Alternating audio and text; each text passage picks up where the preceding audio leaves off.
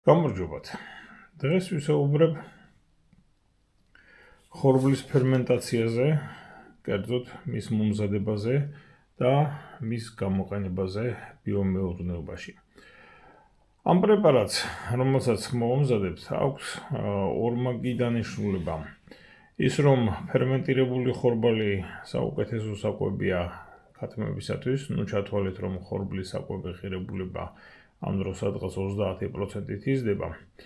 მეორე პროდუქტი, რომელიც თან ახლავს, ეს არის სითხე, რომელშიც ხორბალი ფერმენტირდება. ის სითხე არის ძალიან კარგი მიკრობიოლოგიური პრეპარატი ნიადაგისათვის და შეიძლება 20 ჯერ განზომების შემდეგ სასუქადაც გამოვიყენოთ. ამ სითხეში არის ლაქტობაქტერიები, რა თქმა უნდა, გამრავლებული უკვე, საფუარა სოკოები და გარდა ამისა ტრიხოდერმას თუ მას დაუმატებ, თუმცა ტრიხოდერმის დამატება სავალდებულო სულაც არ არის, ის ისედაც ძალიან კარგი ხსნარია და ყველანაირად ამდიდრებს ნიადაგს. თუმცა ეხლა ამ წუთში ზამთარია და იმ ხსნარის დასხმა ნიადაგზე აბსოლუტურად არაფრის მომტანი არ არის, რადგან ზამთრის ტემპერატურებზე ლაქტობაქტერიების და საფუარებიც უბრალოდ დაიღუპება. ამისათვის რომ შევინახოთ, ის სითხე შეგვიძლია ჩვეულებრივ მაცივარში, მას მერე რაც გადავწურავთ, ჩვეულებრივ მაცივარში ის სითხე ინახება და მერე შეიძლება სასუქად გამოვიყენოთ, მაგრამ ამისათვის საჭიროა რომ მაცივარში ძალიან ბევრი ადგილი გქონდეთ, იმიტომ რომ ვთქვათ, ქათმებისათვის ამის მომზადების შემდეგ სითხე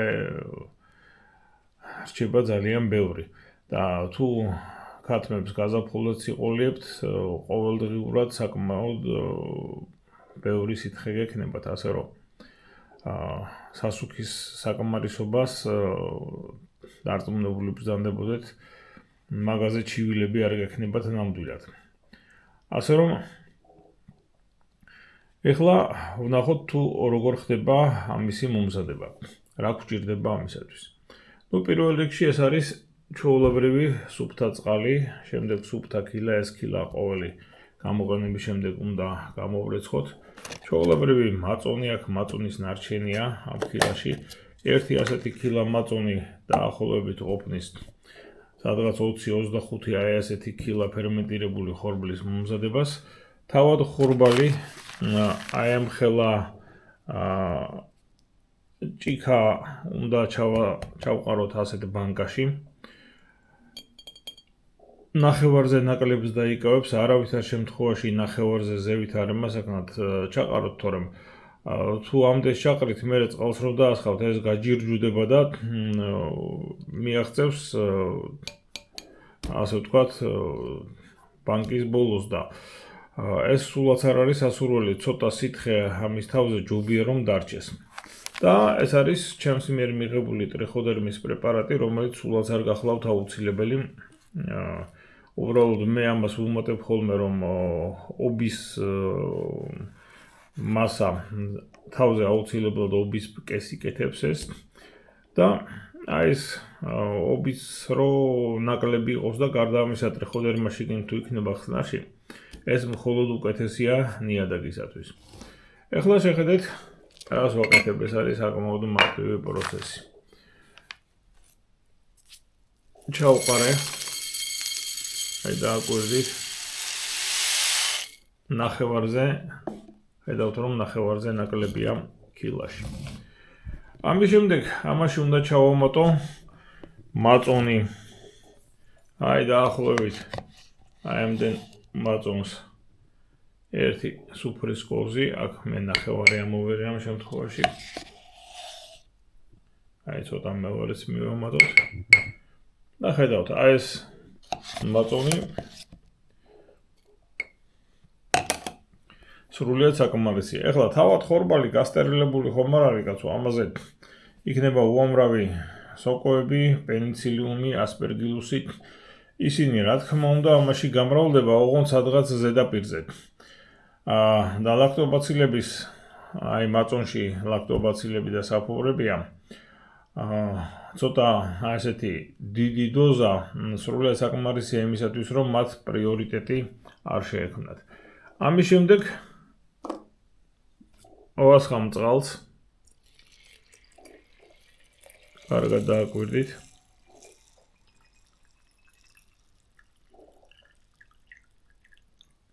შემდეგ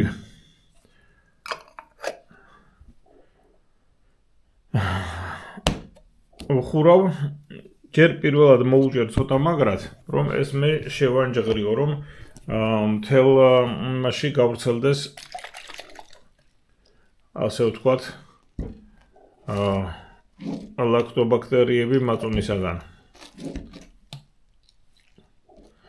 ამის შემდეგ თავს ვახურავ არა მჭიდრო, ოდნავ მოუშვი, რომ ჰაერი მცირედ იმოძრაოს და აი ახლა ეს მე უნდა მოვათავსო თბილ ადგილას, სადაც 28-დან 30 გრადუსამდე ტემპერატურა იქნება. მე ამისათვის თერმოსტატი მაქვს, თუმცა თუ თერმოსტატი არ გაქვთ, ეს შეგიძლიათ გააკეთოთ სამზარეულოში შეგიძლიათ მოათავსოთ, რაც შეიძლება მაღლა თაროზე, სადაც უფრო მეტად თბილა, რომ მაქსიმალური სითბო გქონდეთ. ისე ოპტიმალური ტემპერატურა 28-დან 30 გრადუსამდეა და ასე უნდა დავტოვოთ 5 დღის განმავლობაში. 5 დღის შემდეგ წყალს გადავწურავთ, გადაწურულ სითხეს ეს ხორბალი გაჯირჯდება, საკმაოდ დიდ ადგილს დაიკავებს, აი თითქმის აქამდე ამოვა. ორჯერ მატულობს მოცულობაში. შემდეგ წყალს რომ გადავწურავთ, ის წყალი როგორც გითხარით, ძვირფასი მიკრობიოლოგიური პრეპარატია, საუკეთესო სასუქია. შეგიძლიათ გამოიყენოთ თქვათ გაზაფხულზე და ზაფხულში უკვე პირდაპირ ნიადაგზე, ეხლა ზამთარში ნიადაგზე დაქცევას არ გირჩევთ. ჯობია რომ თუ არის საშუალება მაცივარში ადგილი თუ გაქვთ შეინახოთ. გაყინვა არ გინდათ ოღონდ, გაყინვისას ნაწილი ლაქტობაცილების დაიხოცება. მაგრამ სულ არაფერს გაყინვა ჯობია. ნიადაგზე ეხლა დაქცევა და გამოყენება აბსოლუტურად არაფერს მომტანი არ არის, ლაქტობაცილები ტყუილად დაიხოცება, უმჯობესია ისევ მაცივარში შეინახოთ თუ ამის საშუალება გაქვთ, თუ არა, ნუ ბოლო-ბოლო დააქციეთ და ეგ იქნება. ეხლა მე ამას დავუმატებ 1-2 კაკალ ტრიხოდერმა ჰარციანუმს. აი ამაში როგორც გითხარით, ჩემი მომზადებული პრეპარატია, ეხლა მე 1-2 მარცვალს გადმოვყრი. 1-2 მარცვალი ავიღოთ. აი შეხედეთ. ზუსტად 3 მარცვალი ამოყვა ხელს. და ამას ჩავამატებ. ერთი გვერდზე დავარდა. აი ვიპოვე და ჩავამატებ.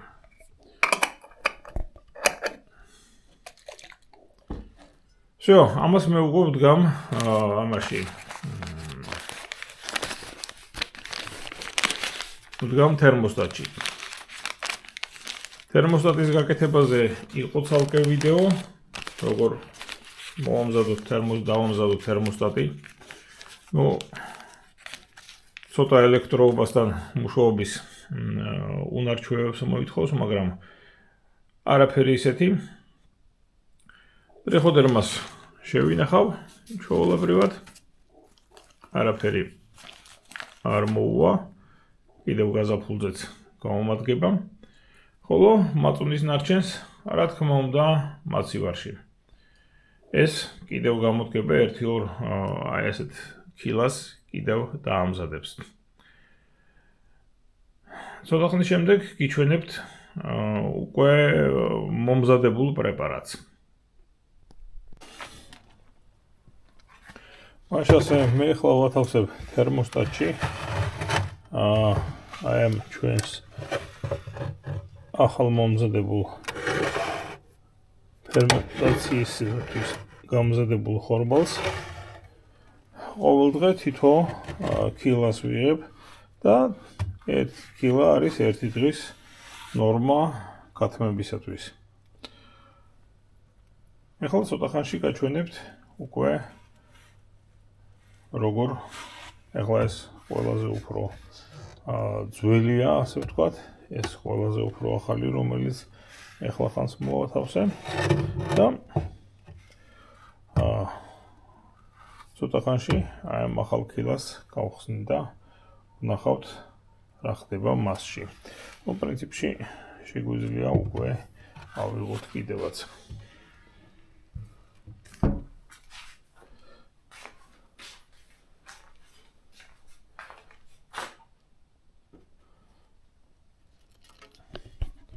ეხლა გავხსნათ.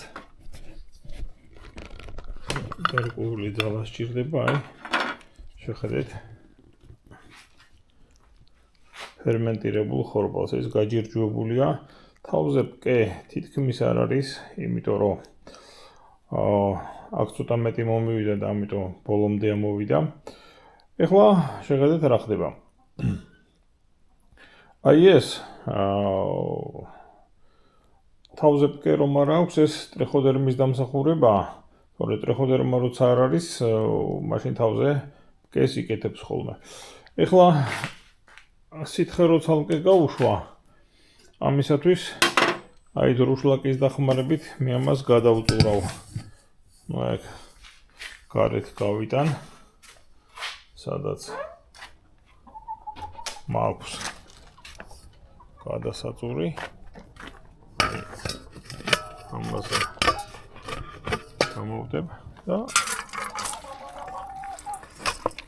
შეხედეთ აი დროშლაკზე გადმოუყარე ხორბალი. ეს ხორბალი გაიწურა და აი ხედავთ სითხე დამრჩა ცალკე. ამ სითხეს ვასხამ ჭიქაში და უშვებ ჩვეულებრივ მაცივარში. ეს ლაქტობაცილების პრეპარატი გახლავთ. ხოლო აი ამას უკვე უყური ქათმებს. ეს უკვე ფერმენტირებული ხორბალია, ხედავთ როგორი გაჯირჯვებულია. შეგინით ლაქტობაცილებით სავსეა, მან სახამებლის ნაწილი უკვე დაშალა.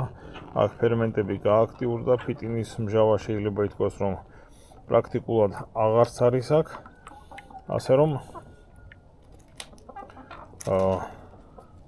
ეს ბევრად უფრო კარგი რამეა, ვიდრე თავად ხორბალი. ახლა აქ შეგინით რომ ცოტა ხორბალი ჩამიცვიდეს, იმიტომ რომ ერთი ხელით ვაკეთებდი ამას ყველაფერს ჩვეულებრივად. ამ სითხეს ხორბალი არ უნდა გაყვეს. მაცივარში ხორბალი არაფერი საჭირო აღარ არის. მხოლოდ და მხოლოდ სითხე, რომელიც ჩვეულებრივ მაცივარში 2-დან 4 გრადუსამდე ინახება. კიდევ ასეთი რამ, სითხის ყოველი პორცია, რომელსაც ყოველდღიურად ვიღებ, აუცილებლად ვასხამ ცალ-ცალკე ერთჯერად ჭიქებში, ვახურავ თავს და ისე ვინახავ. ნუ ახლა მე მაქვს ადგილი მაცივარში და რატომ დავკარგო ეს, თორემ თუ ადგილი მაცივარში არ გაქვს, მეტი რა გზაა დაასხით მიწაზე, გნებავთ განზავებული, გნებავთ განუზავებელი, იმიტომ რომ ნუ მაინც ძირითადი ნაწილი დაიხოცება, ნუ რაღაც შეიძლება გადარჩეს. ეხლა ერთობაშად დიდ ჭურჭელში ჩასხმა არ შეიძლება, იმიტომ რომ რჩება ცოტა, ერთ ჭიქას ძლივს ავსებს 400 გრამიან ჭიქას. ამიტომ თუ თქვენ დიდ ჭურჭელს აიღებთ და მაშინ ნელ-ნელა ჩაამატებთ, მოიმატებს შანსი, რომ მთლიანად მიკრობიოლოგიურად დაგიბინძურდეთ არასასურველი მიკროორგანიზმები და ასე ცალკე ერთი ჭიქა თუ დაბინძურდა, ნუ არაფერიც არ იქნება, იმას მაშინვე მიხვდებით და განაზავებთ. ეხლა რაც შეეხება ხარისხის კონტროლს, რა დონეზე შეგიძლიათ ამის ხარისხის კონტროლი. პრინციპში მთავარი ამისი კონტროლი არის, სუნი მას უნდა ჰქონდეს მჟავე მაწუნის სუნი თვითონ აი ამ სითხეს და თვითონ ფერმენტირებულ ხორბალსაც.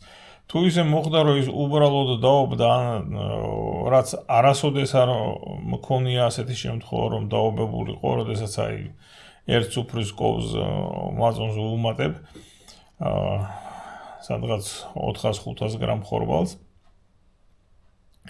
არასოდეს არ ხდება მისი უბრალოდ დაობება, შეიძლება თავზე პატარა პკი გაიკეთოს უბისაგან.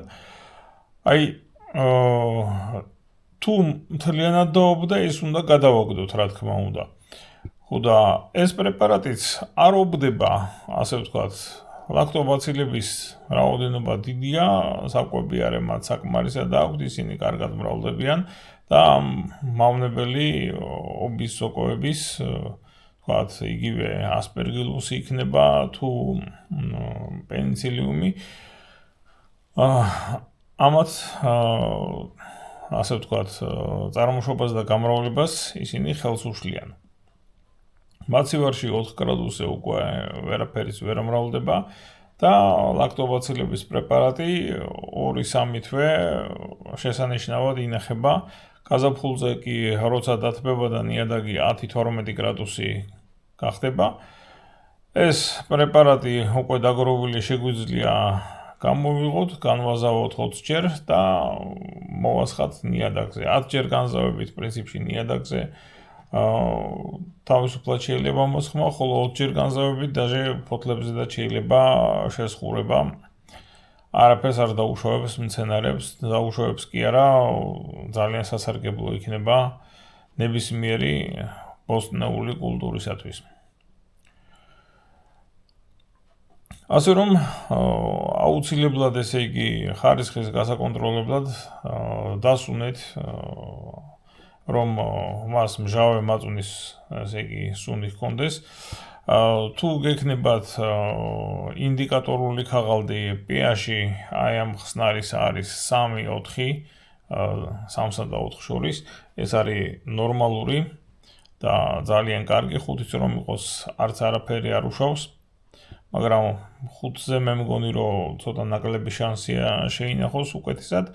3-4 ეს ნორმალურია, ჩვეულებრივი ამბავია და ინდიკატორული ქაღალდის საშუალებით თავისუფლად შეიძლება ამისი გაკონტროლება, რომ იქ პარადი მიყავთ ლაქტობაცილებს, იგივე რძემჟავა ბაქტერიებს.